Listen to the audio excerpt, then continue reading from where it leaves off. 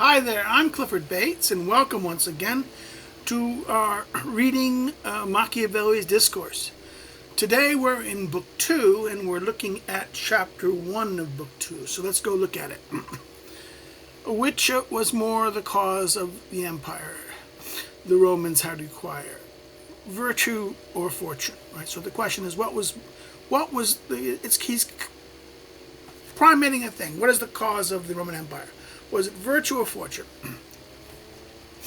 Many have the opinion, and among them Plutarch, a very grave writer, that the Roman people in acquiring the empire was favored more by fortune than by virtue. So therefore he's calling Plutarch's account, and he's sourcing the authority of Plutarch, and Plutarch arguing that it's more by fortune than by virtue, right?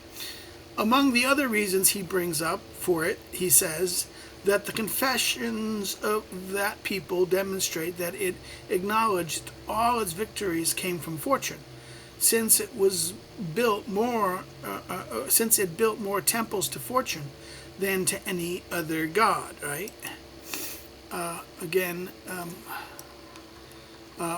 This is from Moralia,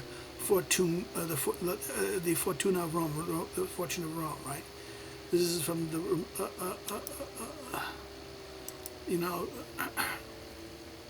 and Livy seems to have, come close to this opinion, for it is rare that he makes any Roman speak where he tells of virtue and does not add fortune to it. So Plutarch and Livy. Now Plutarch makes the explicit argument. Livy does so by implication, because every time a Roman speaks of virtue, they also add fortune. I do not wish to confess this thing. I do not wish to confess this thing in any mode, nor do I believe even that it can be sustained. In other words, you cannot, either one. I confess this thing in any mode, and I can't think it be sustained. For if there has never been a republic that has made the profits that Rome did, this arose from there never having been a republic that has been ordered so as to be able to acquire as Rome did. In other words, he says, if no other republic has been able to do this,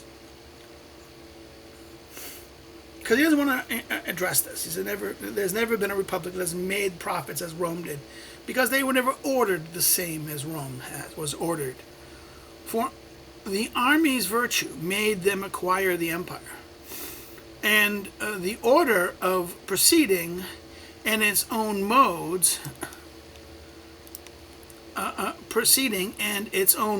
founded by its first lawgiver, made them maintain what they acquired, as will be narrated extensively below in several discourses. So he's going to explain how they, in other words, it was, their military, the way they ordered, the order of proceeding and its own mode was founded by its first lawgiver, right? Now, you give givers of laws in Italian, right?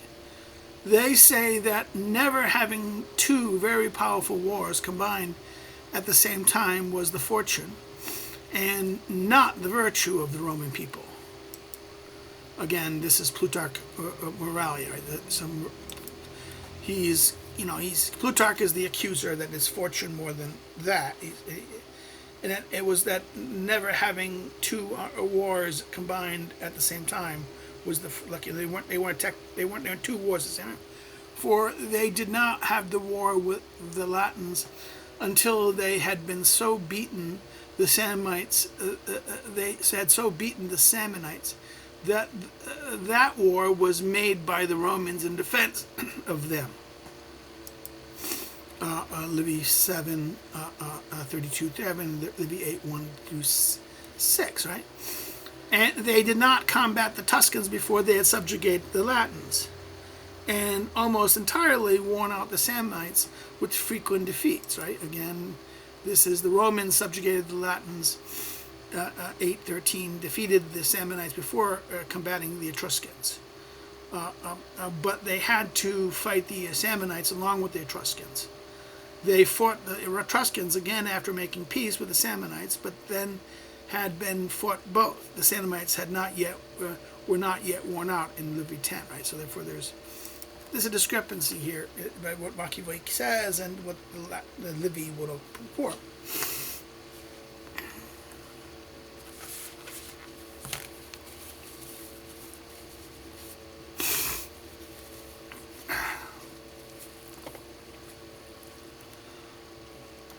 For if two of these powers, when they were fresh, had been combined together intact, one might easily conjecture without a doubt that the ruin of the Roman Republic would have followed from it, right? This is 6, Livy 10, right? 25, this is what Livy suggests, right?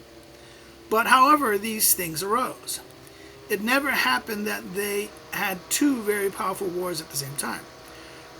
It rather appeared either that when one arose, the other was eliminated, or that when one was eliminated, the other arose. This can be seen from the order of the wars made by them. For leaving aside those that were made before Rome had taken by the Gauls, the French, never while they combated the Equi or the Volsci, and while these people were powerful, were other races seen to rise up against them, right? So again, like 7, right? The Romans repeatedly fought the Volsci and the Equi, while also fighting the Etruscans, Latins, and Herenii, right?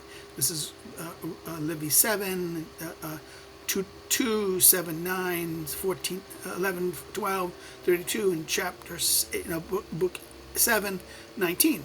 Note the explanation of the wars of the Volsci, the Latins, and the Heretians offered Manlius Capitolinus in book 6, 15.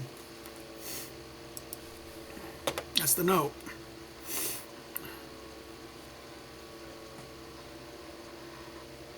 So that when they were subdued, war arose against the Samnites, right? Again, Livy 8, 7, Livy 7. And though the Latin people rebelled against the Romans before that war finished, nevertheless, when that rebellion occurred, the Samnites were in league with Rome, and when their armies helped the Romans subdue the Latin insolence, right? Again, this is chapter book 8, 6, 10 to 11, right? This is again Livy's account. And when these were subdued, the war with Santum rose again, right? Again, this is Livy 8, right? Again. Because of the many defeats given to the Samnites, their forces were beaten, the war of the Tuscans arose. When that was settled, the Samnites rose up anew during the coming of Pyrrhus into Italy, right? Pyrrhus, the Syracusan, and this is Polybius 1, book 6, right? Polybius' account. So Machiavelli now shifts from Livy to Polybius, right?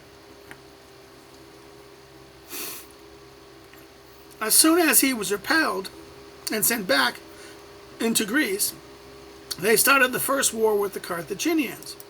Again, Polybius 1, book 1. Not before that war was finished did all the French, the Gauls, both on that and on this side of the Alps, conspired against the Romans, until between Popolina and Pisa, where the towers of San Vincero is today, they were overcome with the great slaughter, right? Again, this is Polybius 1, 62, and book 2 of Polybius 21 to 31. So again, when this war was finished, for a space of 20 years, they had wars not much. In other words, they had wars of not much importance, for they did not combat others beside the Ligurians in remembrance of the Gauls, the French, that was in Lombardy, right? Polybius 2, okay? And again, this is The battle was in 225 BC, right? And the war was finished 225 BC. And thus, they stayed until the Second Carthaginian War arose, the Second Punic War, right? Which kept Italy occupied for 16 years. Again, this is because from 2018 to 202 BC, Livy, book 21 to book 30, right? This is the problem of, Hannibal, right? When this was finished with the greatest glory, the Macedonian War arose. When this was finished, there came that of Niccolò and of Asia, right? Those things in 17 Livy, 31, 33, 35, and Asia. So therefore, the orderings of the different accounts of these wars, right? So in other words, that you had the Second War finished, the Second War, right? After they dealt with the remnants in Lombardy, they stayed thus until the Second Carthaginian War rose. This was 16 years. Then after that, then came the Macedonian War arose. When that was finished, then came Niccolò and that of Asia, Asia Minor, right? After that victory, in all the world there remained neither prince nor republic that by itself or together with all could oppose Roman forces. So therefore, this ends the first paragraph, or the first paragraph of this chapter. But before the last victory, whoever considers well the orders of these wars and the mode of their proceeding will see inside them a very great virtue and prudence mixed with fortune. So therefore, it was both a very great virtue with not only fortune's there, but prudence also. The virtue mixed with good judgment. Good prudence here is good judgment, right? Correct judgment of the various authorities and the Senate and the various councils and authorities, right? Therefore, whoever may examine the cause of such fortune will easily recover it. In other words, because it was not only just it was virtue there plus prudence, right? There's maybe some fortune may be at play, but it had these other things, and therefore whoever may examine the cause of such fortune will easily recover it. For it is very certain thing that as soon as a prince and a people came into so much representation, that every neighboring prince or people is afraid for itself to assault it and fear it. It always happens that none of them will ever assault it if not necessary to do so. So in other words, once you've achieved this power, once you've defeated people, you've become so powerful, people become afraid of you, okay? And they won't assault you. They won't ever. It happens that none of them will assault you, attack you, as long as they're not forced to. Their interests or their things don't force them to do so,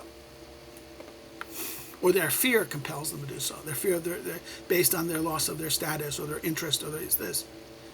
So it will be almost in the choice of that power to make war with whichever of its neighbors it likes. So therefore, and to quiet the others with its devices. Now, in other words, once it's in that status of having that power, it can do something. Once it starts having power, right, it could choose who to go to war with. It could choose, and in other words, they would make war on those they wanted to, and would quiet the others with the various devices that had at their things.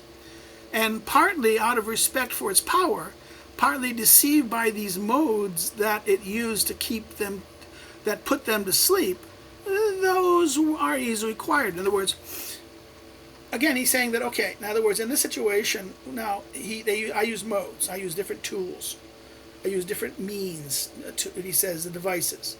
The modes here are these devices, and they're deceived by these devices, partly because of respect for the power. They fear the power. They respect and fear and respect that power of the state. and that these devices and the modes how they're used again using those modes and that mean involves prudence, right? They were easily quieted. They put them to sleep. Those were easily quieted. Those other powers that are distant and do not have any business with it, and do not have any business with it, care for the thing, as a distance affair that does not belong to them. So the other powers that are not near, they're distant, faraway powers that are not close to it, they look at it this is something afar from them and not immediately their business. It does not belong to them. They stay in that era until this fire comes near them. When it comes, they have no remedy to eliminate it unless with their own forces, which then are not enough, since it has become very powerful. In other words, they waited. In other words, the arguments, I was not close to these things, some of these states. They were not. They did not look at this and they said, it's not our affair. We'll just leave it alone. And what happened was, then all of a sudden the fire, Rome, the Roman expansion, comes to their victory over their enemy, come to them, and then they're too late because Rome has grown too powerful, and they don't have allies. In other words, Rome has subdued most of the people that they could turn to assist them against Rome, right? And they've had no remedy to eliminate it unless by their own forces, which are not enough. I wish to omit how the Samites stood by to see the Volsci and the Aqui to be conquered by the Roman people, and not to be too prolix.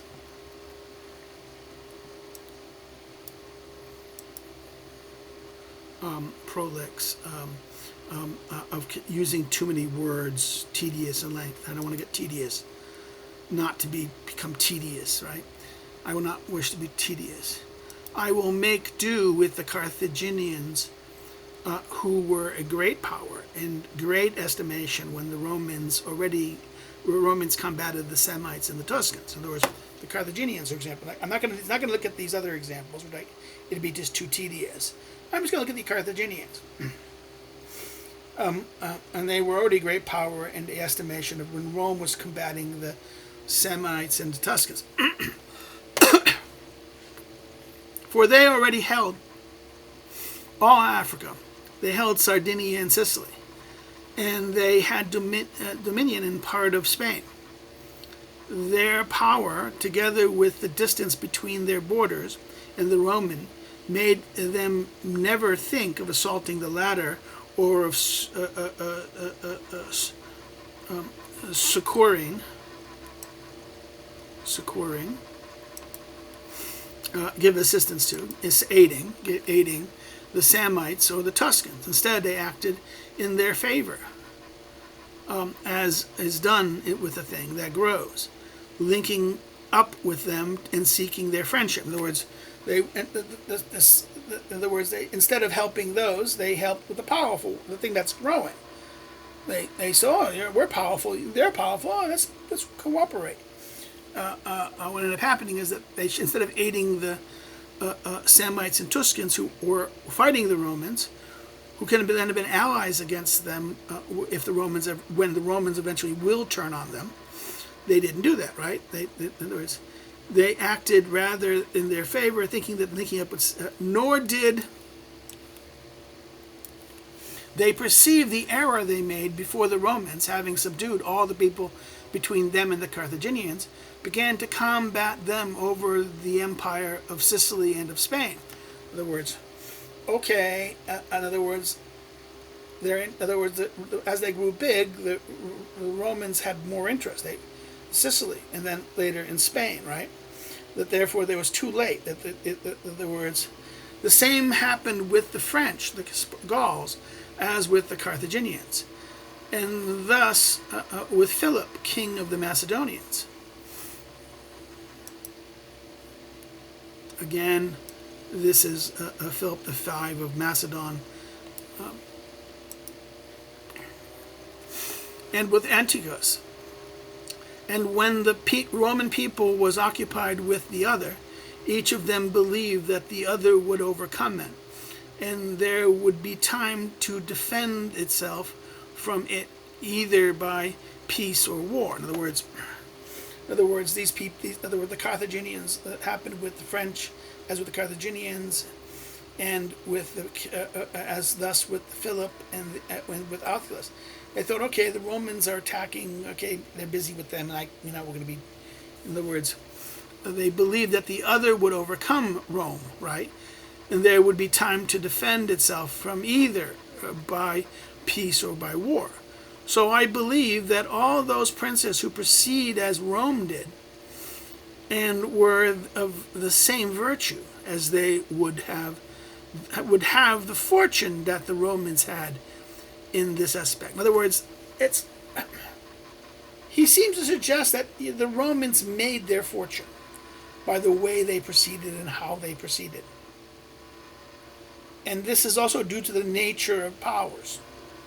In other words, that powers, like he said, the small powers, how states will not cooperate with each other. They would not act in time. They would not see the threat, see it too far away, and therefore not seeing it as an immediate threat to them.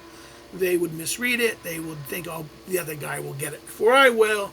And by time that doesn't happen, then it's on you, and you have not made allies to help you in case to deal with the now threat, right? So Machiavelli seems to suggest that it's not, he kind of against.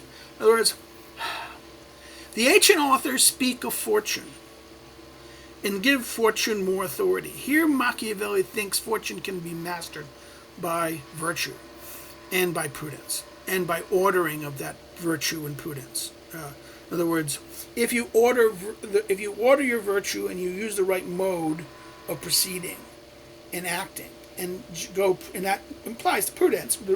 The use of prudence seems to be able to conquer fortune, or at least have some kind of a bit, or cooperate with it. Okay, so now let's look at the third paragraph.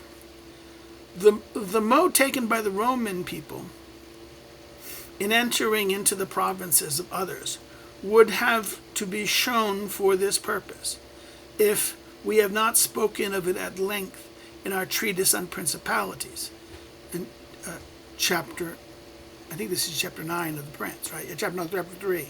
This is again chapter 3. This is the question of the problem of mixed principalities, of the whole problem of mixed principalities in chapter 3.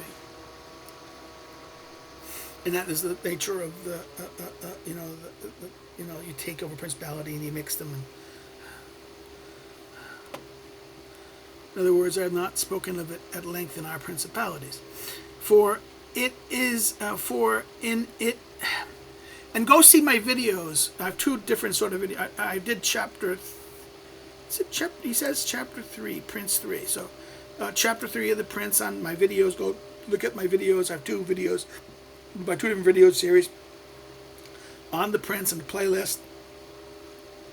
And there's two videos that deal with chapter 3. So in each playlist. So in other words, for in it this matter is discussed thoroughly. So I've discussed this already in the Prince. So I'm not going to go over it again. I said, I will only say this lightly, that in new provinces they're always tried to have some friends who should be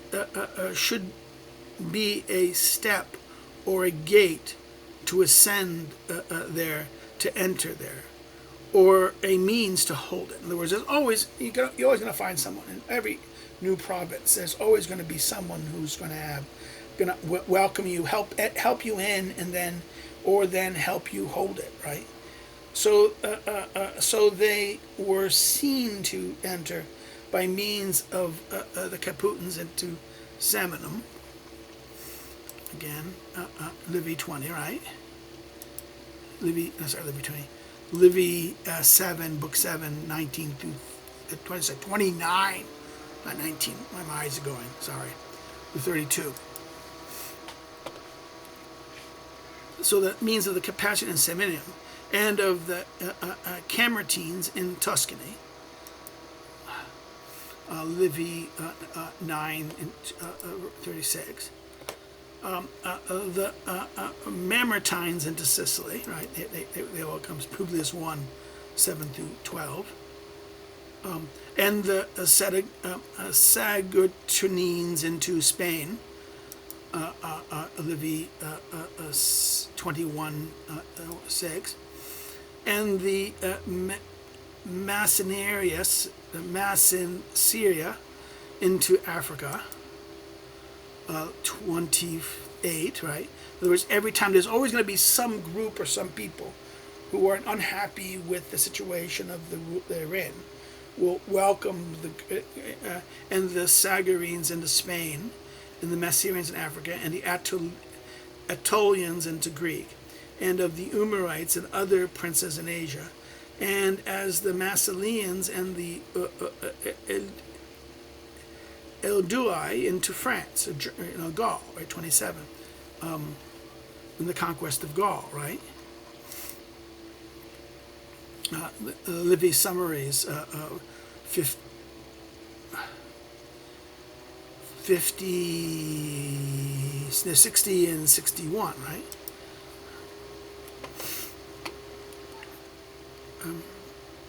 So that the Massilians and the Eldui into France, right?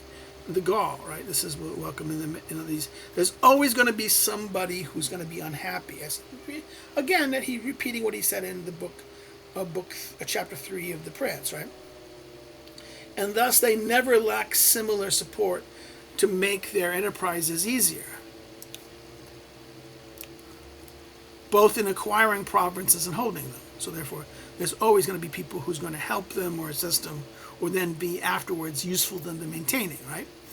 These people who observe this well will see they have less need of fortune than those who are not good observers of this. In other words, okay, if you understand this, and if you're observed of this, and know who has a dissent, who's unhappy, and this again, go back and read it. Go look at what he says in chapter 3 of the Prince. You will know. In other words, you don't need fortune here. You need it's not that you don't need fortune completely. You need occasions. You need something. You need them to be unhappy. You need them. In other words, you need the group to be unhappy, and that might be a situation you can't make that. You can't make this group unhappy necessarily. It happens, and that this group is unhappy is not your control. And therefore, that is kind of an aspect of fortune. But knowing that they are unhappy and knowing that you can use them, that is prudence. Okay, so therefore, it's not totally fortunate. You don't have to rely on fortune less, right? Because by being a good observer of this. And so that everyone can know better how much more virtue could do than their fortune in acquiring their empire. And in following chapter, we shall discourse about the qualities of those people they had to combat and how obstinate they were in defending their freedoms. Right? They were, in other words, when we're dealing with the next chapter, we're talking about the obstinance of in other words, who they're going to be, the qualities of the people they had to combat, and how obstinate they were in defending their freedoms in that sense. So let's stop here. We're coming to the end of the first chapter of book 2. If you have any comments or questions, please put it below. If you have any things you want more further elaboration of, I know someone in one of the previous video series asked if I could do a podcast, and make this a podcast. It's going to be a hard thing to do. I have to talk to somebody about it, but we'll see. But please put your comments or questions about this chapter. Another thing you need to do is please like it. If you liked it, hit the like button, hit the thumbs up. It helps the algorithm. If you've also liked it, please share it. Share it to your friends. Share it on your social media. Share it. Bring it to other people's attentions.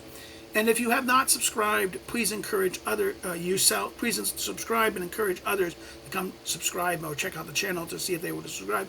Again, by commenting, liking, and sharing, and subscribing, all of this increases the algorithm, and therefore people looking for this topic, Machiavelli's Discourse, will more likely find it this way. by the infection, by these actions. It increases the algorithm attention, and we'll see what's going on. If you didn't like it, you can always thumbs down it, but then say why in the comments and what I did wrong or what you didn't like, and so other people can benefit from this. In other words, we're doing this for kind of purposes of learning. So now, want to follow me on social media? My social media links are below.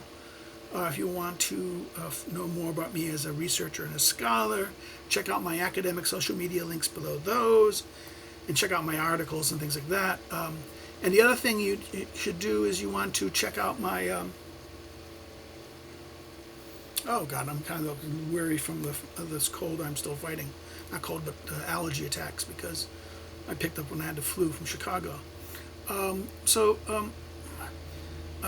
Another thing is, if you want to help me to do what I do, you want to help subsidize and support me, you can do so through Patreon or Subscribestar, or by buying one of my books listed below, either through your local bookstore or through a online distributor like Barnes & Noble, Amazon, Libris, Book Depositories, etc., or by going to the publishers themselves.